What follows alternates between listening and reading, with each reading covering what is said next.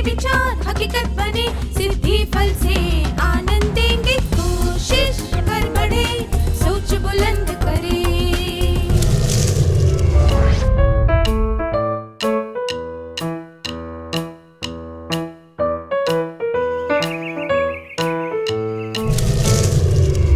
नमस्ते छात्रों, आप कैसे हैं?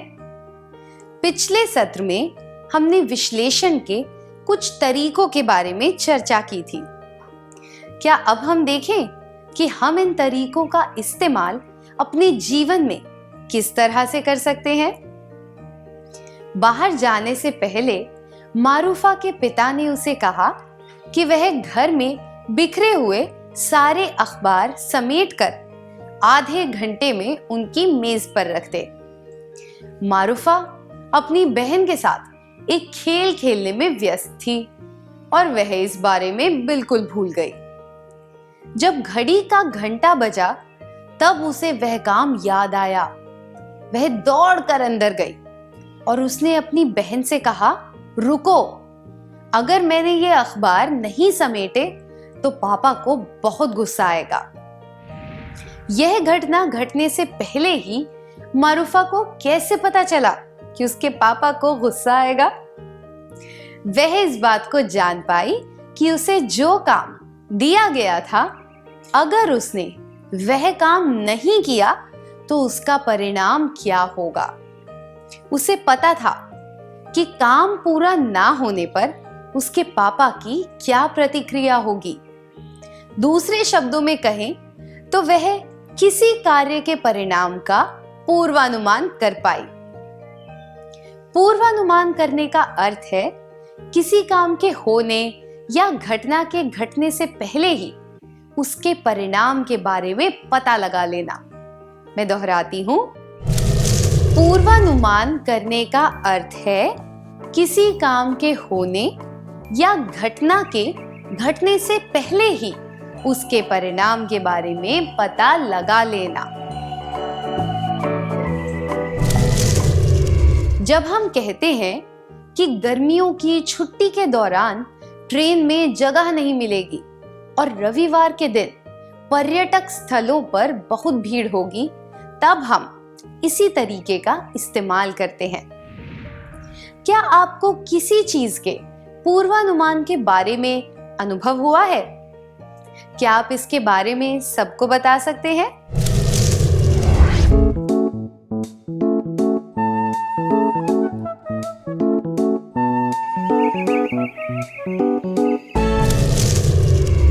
धन्यवाद। हमने इससे क्या सीखा? समीक्षात्मक विश्लेषण करने के फायदे। पहला, पूर्वानुमान करने में मदद मिलती है। आपको पता चला है कि सुबह स्कूल जाने के रास्ते में एक बड़ा जुलूस निकलने वाला है। आप यह समझते हैं कि उस समय वहां ट्रैफिक जैम हो जाएगा। इस परिस्थिति के लिए आप खुद को कैसे तैयार करेंगे? आप या तो जुलूस निकलने से पहले स्कूल पहुंच जाएंगे या फिर स्कूल के लिए दूसरा रास्ता लेंगे, है ना? इसे निष्कर्ष निकालना कहते हैं। निष्कर्ष निकालने का अर्थ है किसी परिस्थिति का विश्लेषण करने के बाद उसके परिणामों का पूर्वानुमान करना और उसके आधार पर निर्णय लेना। मैं दोहराती हूं, निष्कर्ष निकालने का अर्थ है किसी परिस्थिति का विश्लेषण करने के बाद उसके परिणामों का पूर्वानुमान करना और उसके आधार पर निर्णय लेना।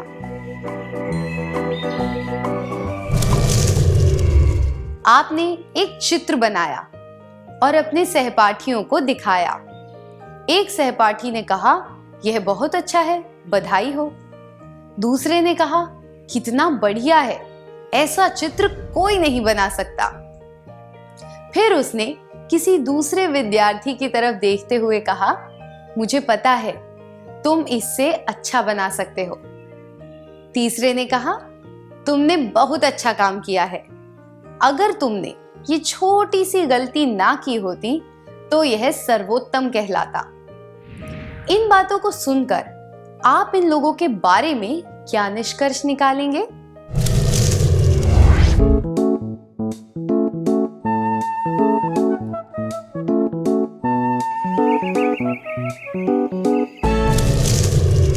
बहुत अच्छी तरह बताया आप सबने।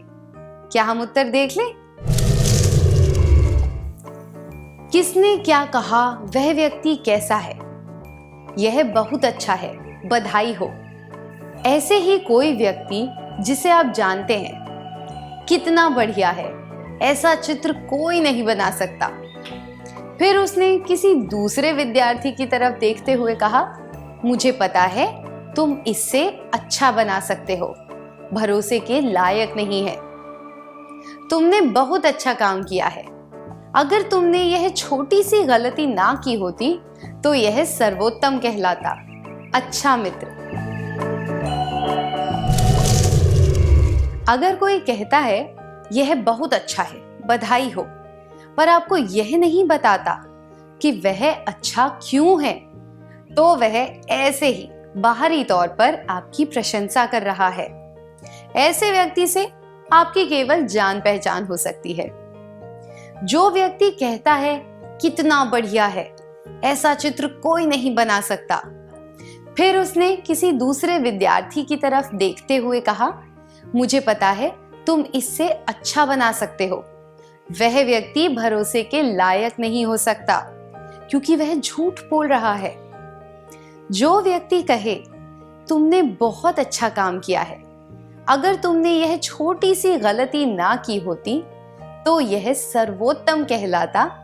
वह ना केवल आपकी प्रशंसा कर रहा है, बल्कि आपकी कमियां भी बता रहा है और आपके काम को सुधारने के सुझाव भी दे रहा है।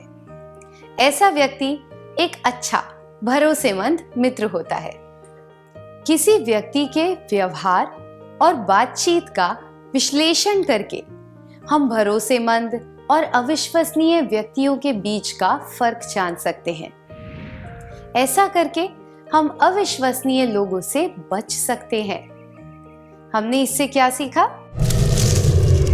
समीक्षात्मक विश्लेषण करने के फायदे। दूसरा, निष्कर्ष निकालने में मदद मिलती है।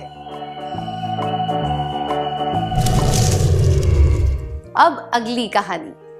सन 1919 में विक्रम साराभाई उद्योगपतियों के परिवार में पैदा हुए थे। भारत के कई महान व्यक्ति जैसे कि जवाहरलाल नेहरू, महात्मा गांधी, रविंद्रनाथ टैगोर, सीवी रमन उनके परिवार से मिलने और उनके साथ रहने आया करते थे। ऐसे महान व्यक्तियों की संगत का विक्रम साराभाई के जीवन पर सकारात्मक प्रभाव हुआ। कैम्ब्रिज से स्नातक की पढ़ाई करने के बाद उन्होंने सर सीवी रमन के साथ काम किया। उन्हें भारत के सबसे महान वैज्ञानिकों में गिना जाता है और उन्हें भारत के अंतरिक्ष कार्यक्रम का पिता कहा जाता है। जो लोग उनके जीवन के बारे में पढ़कर उसका विश्लेषण करेंगे, वे यह जान पाएंगे कि वे दूरदर्शी थे।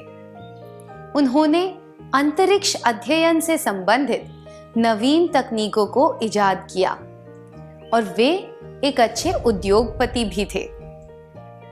ऐसे व्यक्तियों के बारे में जानने के बाद हर कोई उनके जैसा बनना चाहता है। इसी तरह हम और भी कई महान लोगों के बारे में पढ़कर उनसे प्रेरणा ले सकते हैं। उन्होंने जिन चुनौतियों का सामना किया, जिस तरह वे जीवन में आगे बढ़े, हम उनसे बहुत कुछ सीख सकते हैं। अब एक क्रियाकलाप करेंगे। क्या आपके आस पड़ोस में रहने वाले किसी व्यक्ति ने कोई महान काम किया है? क्या आप उनके जीवन का विश्लेषण करके यह जान सकते हैं कि उनकी सफलता का कारण क्या है?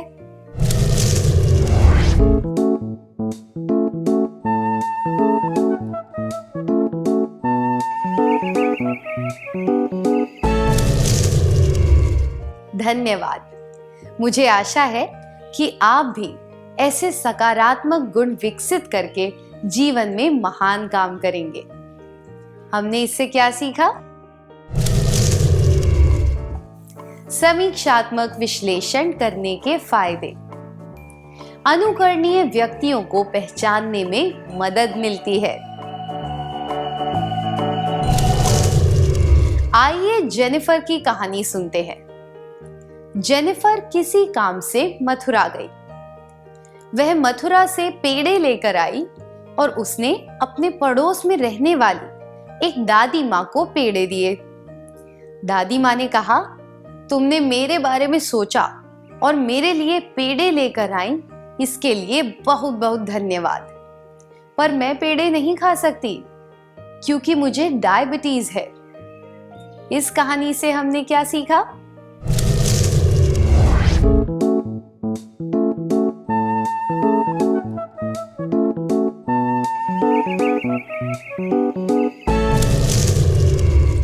अपने जवाब देने के लिए धन्यवाद।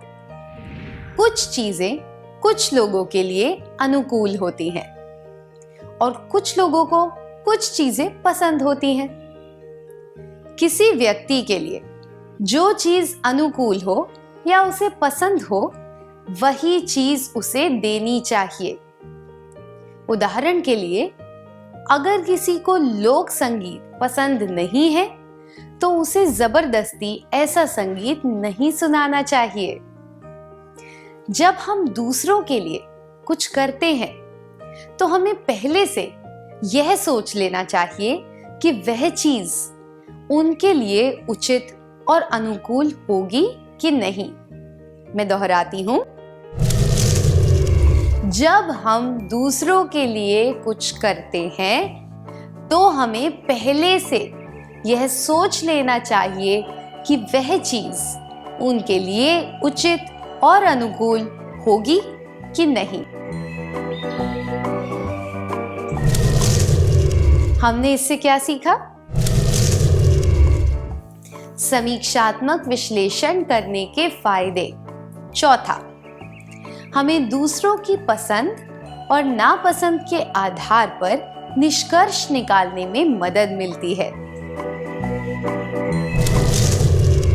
अब एक और कहानी सुनेंगे। सुरवीन एक दुकान पर सजावट के लिए कंदील खरीदने गई। उसने 2 कंदील देखे जो एक जैसे थे, पर उनमें से एक कंदील महंगा था।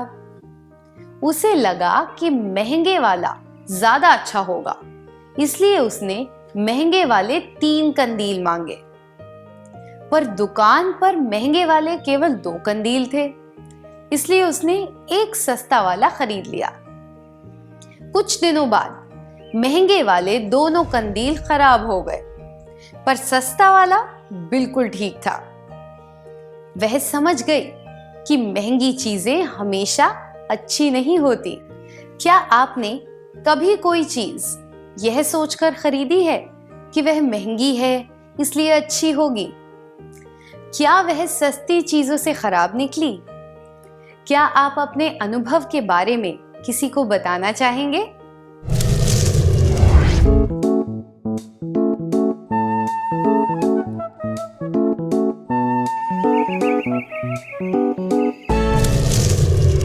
अपने अनुभव बताने के लिए धन्यवाद।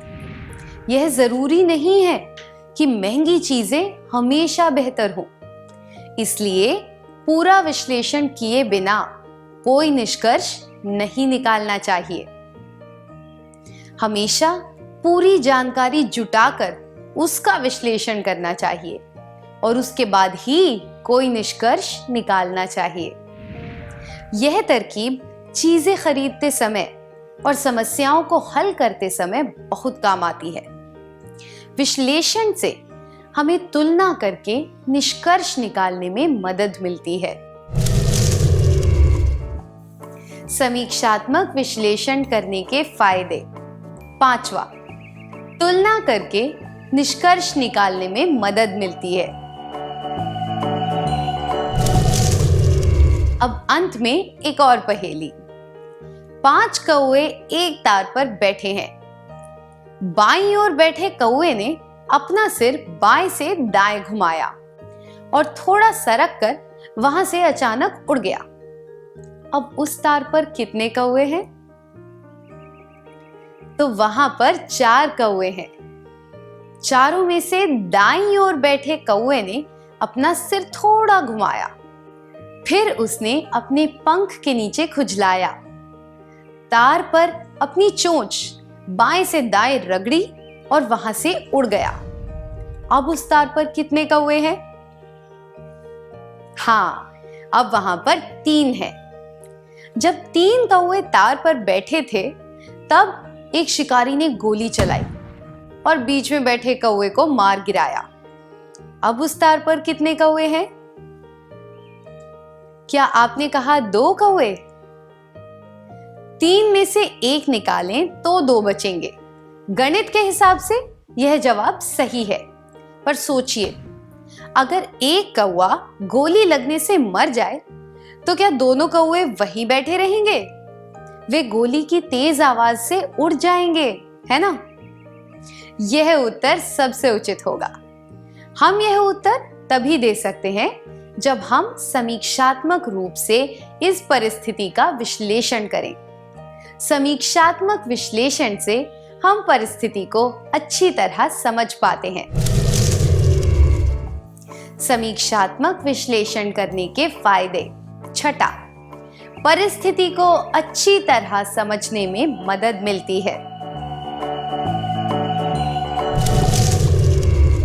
हमें परिस्थिति का समीक्षात्मक रूप से विश्लेषण करना चाहिए, सही पूर्वानुमान करना चाहिए और उचित निष्कर्ष निकालना चाहिए।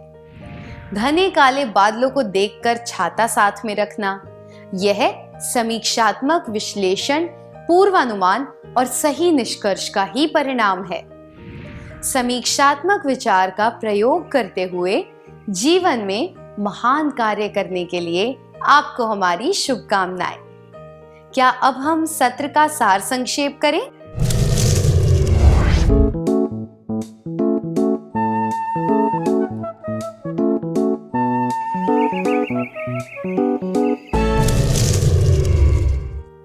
पूर्वानुमान करने का अर्थ है किसी काम के होने या घटना के घटने से पहले ही उसके परिणाम के बारे में पता लगा लेना।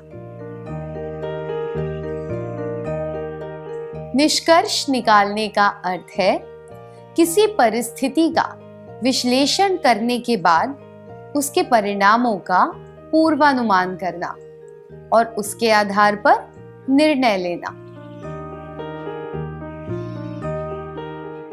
समीक्षात्मक विश्लेषण करने के फायदे। 1, पूर्वानुमान करने में मदद मिलती है। 2, निष्कर्ष निकालने में मदद मिलती है। 3, अनुकरणीय व्यक्तियों को पहचानने में मदद मिलती है। 4, हमें दूसरों की पसंद और नापसंद के आधार पर निष्कर्ष निकालने में मदद मिलती है। 5, तुलना करके निष्कर्ष निकालने में मदद मिलती है। 6, परिस्थिति को अच्छी तरह समझने में मदद मिलती है।